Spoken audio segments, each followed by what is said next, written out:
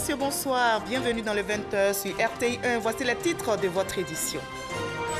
Le président ivoirien Alassane Ouattara a été reçu aujourd'hui à l'Élysée par son homologue français pour un déjeuner de travail. Leur entretien a porté notamment sur l'économie, l'immigration clandestine et le terrorisme. Le Trésor public ivoirien lance la première obligation synthétique de l'UEMOA. Le 12 septembre prochain, le Trésor devra capter 80 milliards de francs CFA sur le marché financier de l'Union économique et monétaire ouest-africaine. Les musulmans célèbrent demain vendredi 1er septembre la fête de la Tabaski. Avant le jour du grand sacrifice, le gouvernement fait des dons à plus de 1000 familles démunies pour leur permettre de célébrer l'Aïd el-Kébir. Enfin, en sport, football éliminatoire mondial 2018, les éléphants de Côte d'Ivoire affrontent les panthères du Gabon samedi 2 septembre prochain. Le match va se jouer à Libreville. Les Ivoiriens sont arrivés ce jeudi au Gabon. Soyez les bienvenus sur RTI1. Le président ivoirien Alassane Ouattara a été reçu aujourd'hui à l'Élysée par son homologue français pour un déjeuner de travail.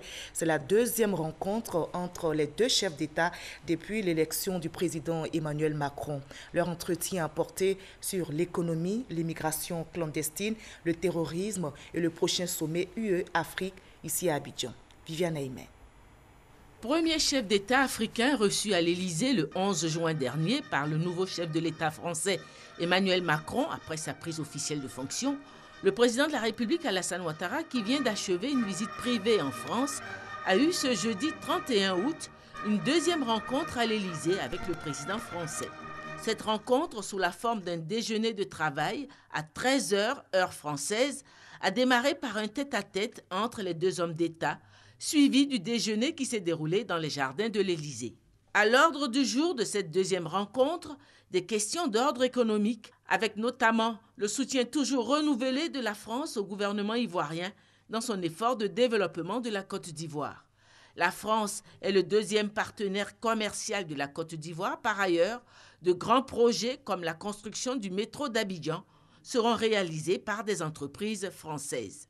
Ce jeudi à l'Élysée, le chef de l'État ivoirien a déclaré sa satisfaction pour le soutien de la France au programme économique de la Côte d'Ivoire pour les 3 ans à venir. Les relations entre la France et la Côte d'Ivoire sont excellentes, elles sont fortes. Évidemment, nous avons parlé des projets importants et je voudrais saluer votre soutien pour le projet que vous appelez train urbain d'Abidjan, nous appelons métro d'Abidjan, qui, j'espère, pourra démarrer. Le Premier ministre en a pris l'engagement.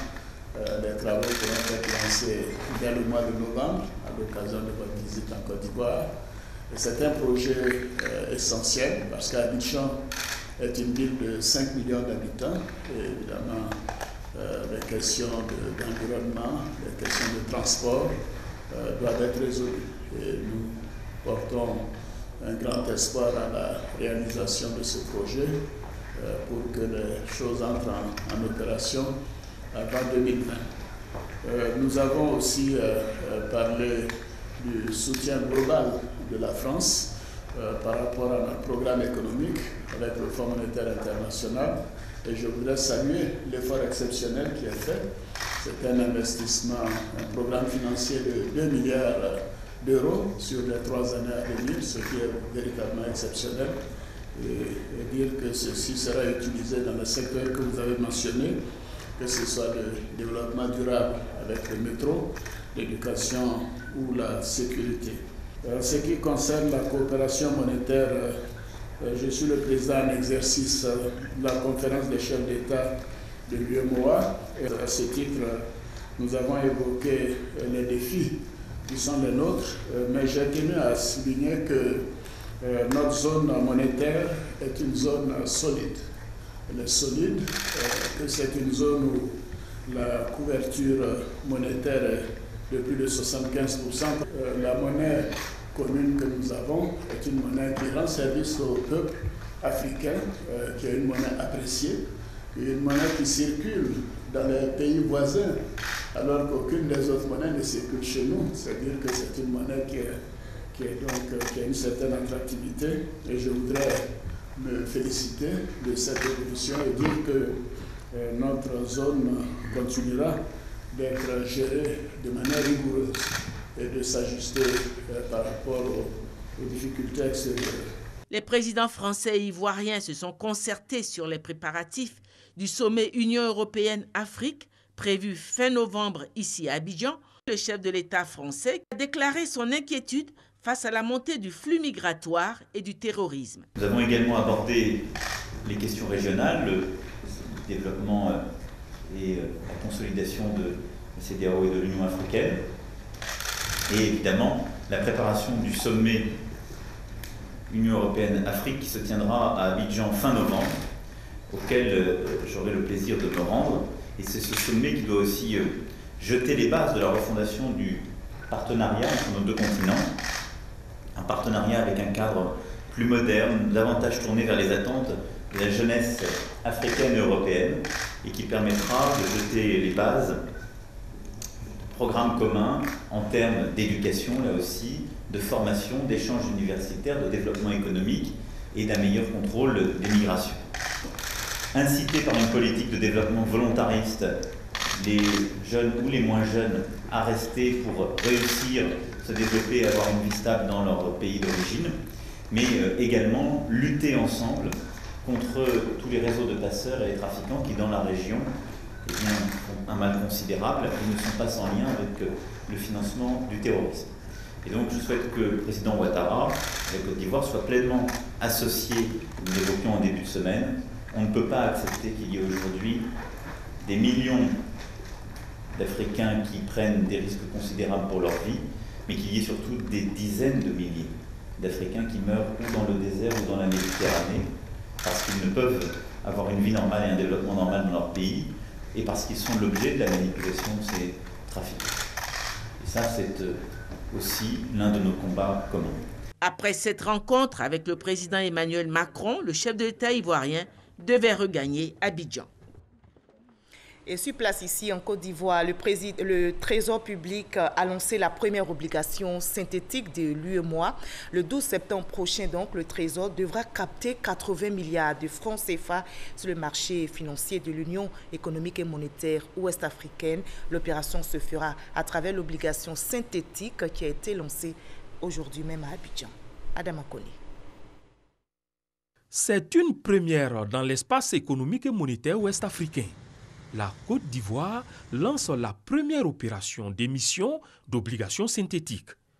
Un nouvel instrument pour la population et les investisseurs qui veulent faire des affaires avec la Côte d'Ivoire. On a utilisé jusque-là les obligations du Trésor, les bons du Trésor. Chaque instrument a ses avantages et inconvénients. Aujourd'hui, nous explorons un nouvel instrument qu'on appelle l'obligation synthétique. C'est un panier d'instruments qui comprend à la fois des obligations et des bons du Trésor sur différentes maturités et qui permettent aux investisseurs, en fonction de leur profil d'investissement, d'intervenir là-dessus. En une journée, le 12 septembre prochain, le pays devra mobiliser 80 milliards de francs CFA à travers cette opération pour le financement de son développement. En contrepartie, les souscripteurs seront rémunérés selon la maturité de leur titre de 5,70 à 6,20% de taux d'intérêt. La puissance de ce produit et ce qui a été expliqué sur le fait que les différents titres soient détachables fait que quelqu'un qui a de l'argent disponible, une épargne sur 1 an, peut venir souscrire à ce produit. En même temps, quelqu'un qui a de l'argent disponible sur une période de 10 ans peut aussi venir le souscrire. Donc Adrien Diouf, qui n'a que la capacité d'épargner pour 1 an, va venir acheter un titre à 1 an. Quelqu'un d'autre qui est en train de prévoir les études futures de son fils, qui n'a que 10 ans et qui va aller à l'université dans 10 ans, peut venir investir dans un titre et il sera remboursé dans 10 ans. Le Trésor public ne compte pas s'arrêter à cette initiative dans sa politique de diversification des instruments de collecte de fonds publics. Avant la fin de l'année, la Direction générale du Trésor et de la comptabilité publique se lancera dans la recherche et la mobilisation de 137 milliards de francs CFA. Pour le patron du Trésor ivoirien, la qualité de la signature de l'État de Côte d'Ivoire est un argument de séduction dans ces différentes opérations. Vous désirez acquérir un logement dans le cadre du programme présidentiel de logement socio-économique. Rien n'est tard, puisque l'État vient de vous accorder un délai supplémentaire de 3 mois. Vous avez donc jusqu'au 31 décembre pour contracter un prêt avec une structure bancaire en vue de l'achat de votre logement. C'est le fruit de l'accord conclu entre le ministère de la Construction, du Logement, de l'Assainissement et une banque ivoirienne. On en sait plus avec Sita Soro. Le 30 septembre prochain prend fin l'offre promotionnelle du prêt personnel immobilier remboursable à 6%, lancée il y a 2 mois par une banque. Dans le but de permettre à bon nombre d'Ivoiriens de profiter de cette offre, le ministre de la Construction, du Logement, de l'Assainissement et de l'Urbanisme a trouvé un accord de prorogation avec cet établissement financier. Cette opération sera prolongée jusqu'à la fin de l'année 2017. Donc sera poursuivie. Tous les Ivoiriens pourront obtenir un prêt immobilier au taux de 6% sur 20 ans. Nous savons que l'accès au logement et à la propriété n'est pas chose facile. Nous savons que beaucoup d'obstacles doivent être franchis, mais nous pensons que nous, en tant que banque, nous avons aussi notre devoir citoyen à accomplir et que dans cette affaire, il faut joindre les efforts. Cette mesure, qui va permettre une redynamisation du programme présidentiel de logement social et économique, a vu la satisfaction du ministre. Il invite à cet effet les autres établissements financiers sur place à emboîter le pas à cette banque. Nous envisageons la mise à disposition sur l'année de 4 000 logements, donc ça va se poursuivre, ça va s'accélérer. Pour vous dire que beaucoup de mesures ont été prises au niveau du gouvernement, même au niveau de la sécurisation de la chaîne foncière. Donc aujourd'hui, ce que nous cherchons à faire en sorte que rapidement, les documents de base soient délivrés pour que la population puisse aller vers les banques pour pouvoir acquérir ces logements-là. Il s'agit pour nous de créer les conditions pour que les autres banques puissent suivre, pour que les Ivoiriens puissent avoir accès à des financements adaptés, des taux les plus bas possibles, avec des maturités qui soient adaptées au financement du logement. En presque 3 mois, ce sont 1066 souscripteurs qui ont déjà pris part à l'opération, avec plus de 7 milliards de francs CFA mis à la disposition. Et les bonnes nouvelles s'enchaînent. Le programme d'eau pour tous adopté par le gouvernement est en marche. Le ministre des Infrastructures économiques vient de visiter la station d'eau d'Adzopé et les installations hydrauliques de Yakassé à Tobrou. Le ministre Amédée Kouakou réaffirme l'engagement du gouvernement à offrir de l'eau potable aux populations. Sur 510 sous-préfectures, 310 sont déjà connectés à l'eau potable. Francis Boifou. Visite du ministre des Infrastructures économiques à la station d'eau d'Adzopé et sur les installations hydrauliques de Yakassé à Tobrou. Le docteur Amédée Kouakou se dit préoccupé par les problèmes d'eau en Côte d'Ivoire. Aujourd'hui, en Côte d'Ivoire, si je prends simplement les sous-préfectures où il y a un sous-préfet, il y en a environ 510. Sur les 510, il y en a 200 où il n'y a pas un seul château d'eau, où il n'y a pas une seule canalisation. Vous avez 21 000 pompes villageoises. Nous avons des pannes d'environ 40% sur ces pompes villageoises. Pour résoudre ces problèmes, le gouvernement a adopté le programme d'eau pour tous. Avec le projet qui a été adopté dans Eau pour tous, les 200 sous-préfectures seront équipées en château d'eau, en canalisation avant la fin de l'année 2018. Les 21 000 pompes villageoises sur 3 ans seront réhabilitées. Ce programme prévoit l'augmentation du nombre d'abonnés SODECI, actuellement de 930 000 à 1 380 000 d'ici à 2020, soit 450 000 nouveaux abonnés. Et ces 450 000, ce sont des branchements sociaux. Les populations ne paieront que 1 000 francs et on va leur poser un compteur. Donc vraiment, le chef de l'État souhaite que toute la population puisse accéder à l'eau. Autre chose importante, lorsque vous allez faire un abonnement normal d'eau, vous avez une avance sur consommation. Aujourd'hui, si vous êtes propriétaire de votre maison, vous ne payez plus d'avance sur consommation. Les avances sous consommation sont réservées que pour ceux qui sont locataires. Toutes ces mesures, ajoute le ministre des Infrastructures économiques, visent à réduire le coût de la vie et faciliter l'accès à l'eau potable, source de vie. Policier, mais également excellent sportif. Il vient de remporter justement le championnat national de volleyball. Il s'agit de la section de volleyball de l'AS Police. Les nouveaux champions, tout heureux, sont allés présenter leur trophée au premier responsable de la police nationale, ainsi qu'au ministre de l'Intérieur et de la Sécurité, Arsène Kouassi, Salif Ouattara.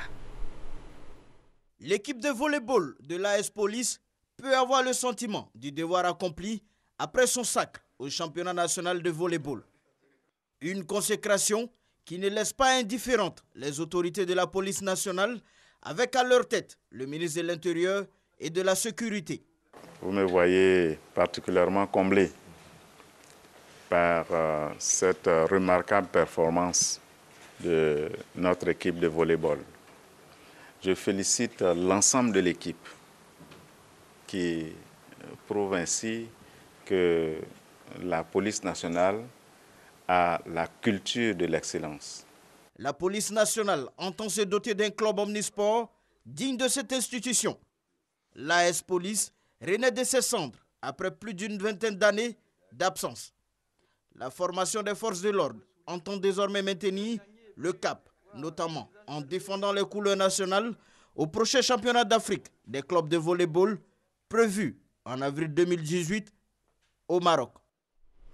Et justement, le ministre de l'Intérieur et de la Sécurité porte à la connaissance des candidats au concours direct de recrutement des élèves commissaires, officiers et sous-officiers de police, session 2017, que les listes des candidats autorisés à concourir sont disponibles et peuvent être consultées dans les sites suivants.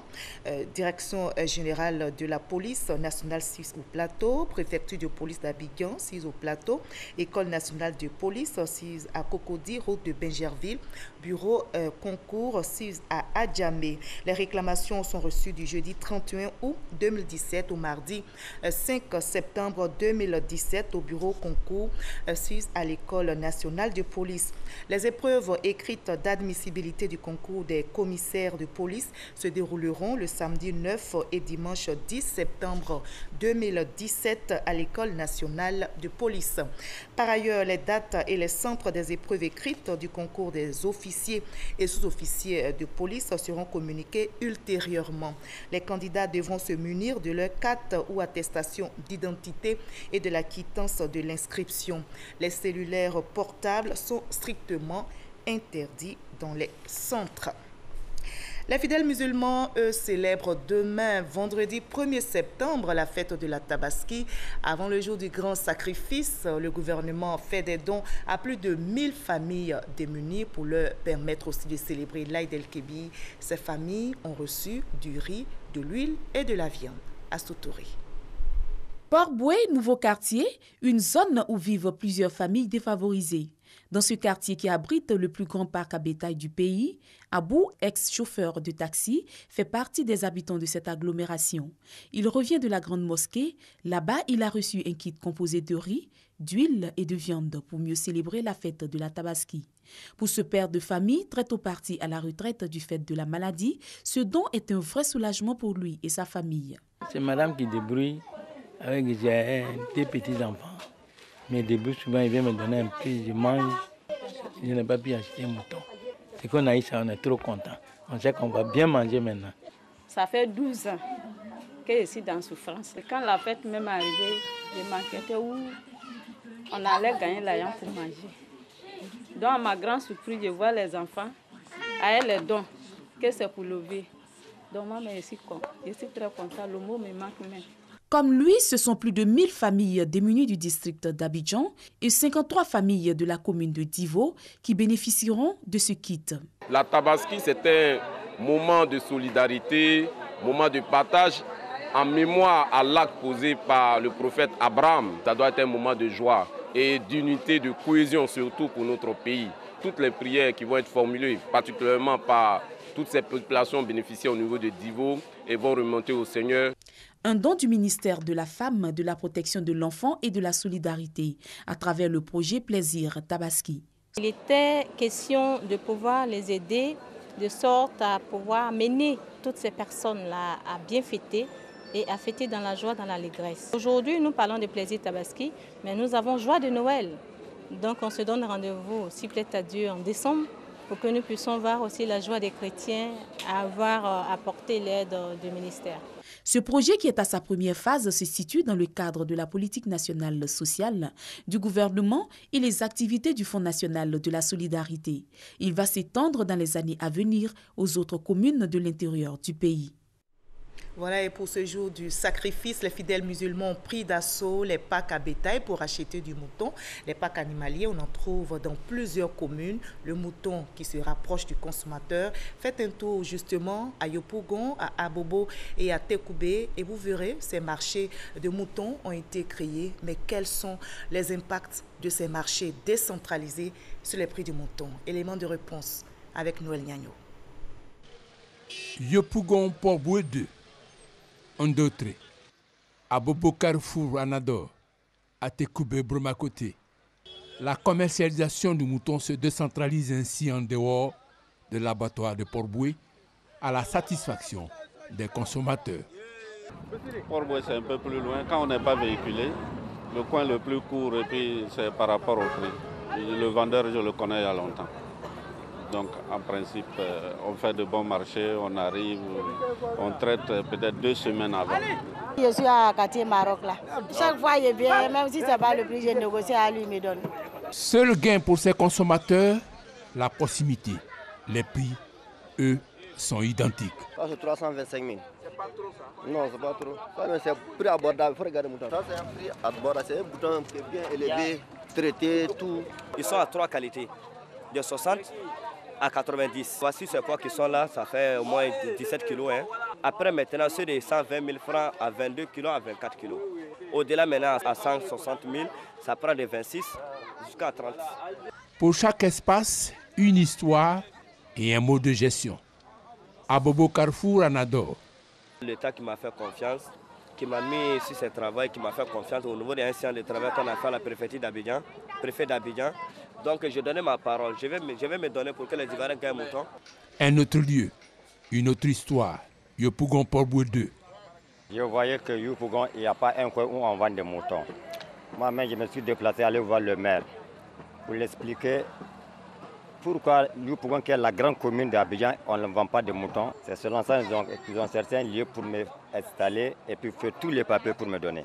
Pour les 2 autres sites, des histoires tout aussi singulières. Le petit coin a été créé en 2015 avec l'accord de la mairie d'Abobo.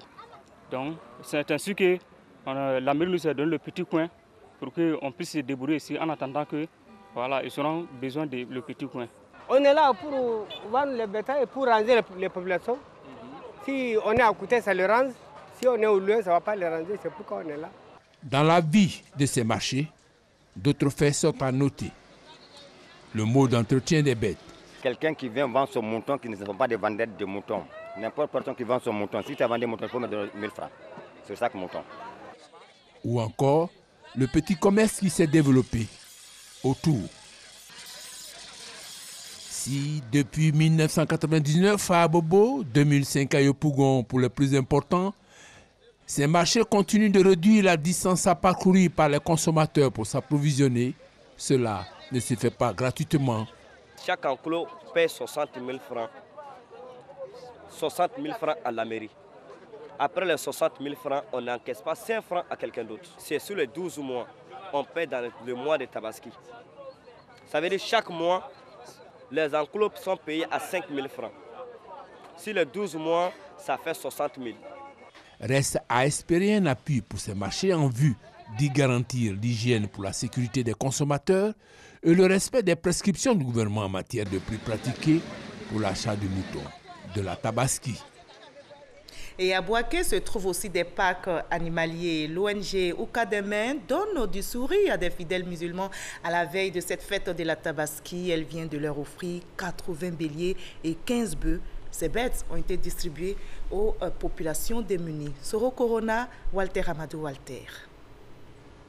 Sokoura, quartier de la commune de Bouaké. Dans ce quartier habité en majorité par les musulmans, Dame Diagabarte Sali, vendeuse de beignets, ne pourra pas perpétuer l'acte de soumission et de dévotion à Allah accompli par le prophète Abraham. Sa situation financière l'oblige. Contre toute attente, la vendeuse reçoit la visite de Touré Suleiman avec un bélier. Ça m'a beaucoup marqué, quoi. Il ne sait plus ce qu'il va dire parce qu'on ne s'entendait même pas à ça. Et puis Dieu a fait que nous, on a eu ça grâce à lui. Donc on le remercie beaucoup, quoi. Comme cette veuve, de nombreux démunis ont bénéficié de la générosité du président de l'ONG Ouakadémé dans plusieurs autres quartiers. Assistance des plus nantis aux pauvres, c'est cette prescription islamique qui justifie ce partage de bœufs et de béliers de la part du président de l'ONG Ouakadémé. Nous avons fait le tour des hameaux, des coins et des recoins de Boaké pour apporter des animaux, donc des moutons, à nos parents les plus vulnérables, les plus démunis, ceux qui ne s'attendent pas du tout à un mouton pour la fête de Tabaski. C'est ici l'occasion de mettre en évidence la capacité pour le musulman de faire la preuve de sa solidarité avec la société. 80 béliers pour les familles et personnes démunies et 15 bœufs pour les groupements de jeunes, les communautés et les mosquées. Par ce geste, demain jour de la célébration de l'Aïd el-Kébir, tous ces bénéficiaires sacrifieront à la tradition d'immolation du bélier. Voilà, reportage réalisé pour vous par Soro Corona et Walter Amadou Ouattara. Les pèlerins ivoiriens qui poursuivent le Hajj en Arabie Saoudite se préparent aussi à célébrer la Tabaski. Après les étapes de Médine et de la Mecque, les musulmans ivoiriens sont arrivés à Mina où ils devront accomplir le circuit du Hajj afin de valider leur pèlerinage. Konepaga Soro est notre envoyé spécial en Arabie Saoudite.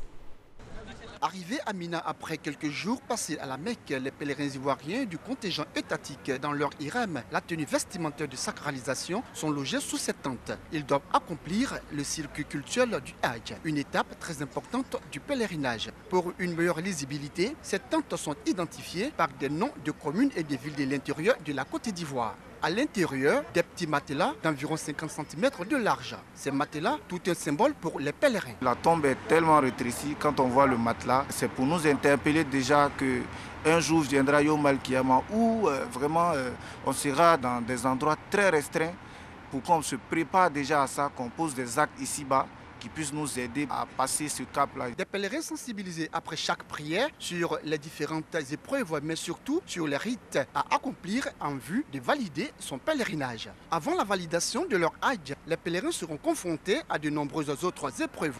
La température, 45 degrés, oblige certains pèlerins à quitter les tentes pourtant climatisées, à s'installer dehors, à même le sol. Quand on n'est pas sous la bouche d'aération, on sent un peu de sueur couler. Ici, c'est mieux par rapport à la bâche. Il y a aussi la longue attente devant les toilettes. Ici, il n'y a pas assez de toilettes, puisque c'est un lieu de retrouvailles. Il y a beaucoup d'hommes et les besoins sont énormes. Donc, on est obligé d'attendre les autres. Au chapitre politique de ce 20h, le 3e congrès du RDR, le parti s'active pour les préparatifs. Le vice-président du comité scientifique du congrès était à Touba. Il a appelé les militants des régions du Bafing à se mobiliser pour l'événement. Abou Sanogo. C'est la place de l'école primaire publique 1 de Touba qui a été choisie par les militants du RDR venus des 3 départements qui composent la région du Bafing, à savoir Ouaninou, Koro et Gentegila, pour rendre hommage au président de la République Alassane Ouattara pour tous ses bienfaits en faveur de leur région. À cette occasion, les élus locaux et les différents intervenants ont tous reconnu que grâce au chef de l'État, la région du Bafing a enregistré d'énormes progrès vers le développement. Et pour toutes ces actions, les populations ont promis une participation exceptionnelle au 3e congrès ordinaire de leur parti, le RDR. Toute chose qui a rendu facile la tâche de l'émissaire de la direction du RDR, Doumbia Brahima, par ailleurs vice-président du comité scientifique du 3e congrès ordinaire. Ils ont donné des messages forts, reconnu le travail qui a été fait par le président de la République en termes de construction d'infrastructures, les routes, l'électricité partout, les écoles, les hôpitaux, l'adduction d'eau dans les villages et la sécurité et la paix pour l'ensemble des Ivoiriens. Et on demandait au chef de l'État de poursuivre les efforts de développement pour toute la Côte d'Ivoire, mais en particulier pour la région du Bafing. Le président du comité scientifique du 3e congrès ordinaire du RDR n'a pas manqué de saluer la solidarité des cadres du Bafing, dont le ministre Mamadou Sanogo, qui ne cesse de soutenir les militants et de les encadrer. On va terminer par le sport football éliminatoire mondial 2018. Les éléphants de Côte d'Ivoire affronteront les Panthères du Gabon samedi 2 septembre prochain. Le match va se jouer à Libreville. Les Ivoiriens sont arrivés ce jeudi au Gabon. Sébastien Ouigné. Arrivé au Gabon ce jeudi 31 août 2017, une double mission attend les éléphants de Côte d'Ivoire. La première, effacer le mauvais souvenir de la CAN 2017 au Gabon, où la Côte d'Ivoire est sortie par la petite porte. La deuxième mission, réussir une bonne prestation face aux Panthères du Gabon, ce samedi 2 septembre 2017 au Stade de l'Amitié, sino-gabonais d'Angondje. La CAN, ça fait partie déjà du passé. Maintenant, nous sommes là pour la qualif de la Coupe du Monde. Nous sommes déjà premiers du groupe. Il faut maintenir le cap. Et je pense que par rapport à nos supporters, c'est-à-dire par rapport aux Ivoiriens, nous devons donner le meilleur de nous-mêmes pour que les choses changent. Il n'y a pas de pression, c'est un match de football. Et je pense qu'il faut prendre du plaisir. C'est vrai que voilà, il y a 6 points à prendre sur une qualification, mais ce n'est pas pour autant qu'on va se mettre une pression. Les éléphants de Côte d'Ivoire ont été accueillis par Philippe Mangou, ambassadeur de la Côte d'Ivoire près la République du Gabon. En tant qu'ambassadeur de Côte d'Ivoire au Gabon, je suis venu accueillir les éléphants qui arrivent ici pour la deuxième fois en moins d'1 an. La première fois, ça a été dans le mois de février, et cette fois-ci, ils viennent dans le cadre donc, des éliminatoires de la Coupe du Monde Russie 2018. Je suis donc venu les accueillir, les encourager, leur prodiguer des conseils afin qu'ils puissent repartir d'ici avec de bons résultats de manière à être propulsés du groupe C. Les éléphants de Côte d'Ivoire sont confiants et ils ont les arguments pour réussir un bon résultat afin de consolider leur première place dans le groupe C. Voilà, fin de ce 20h. Merci à vous tous de votre aimable attention et passez une très belle soirée sur RTI1.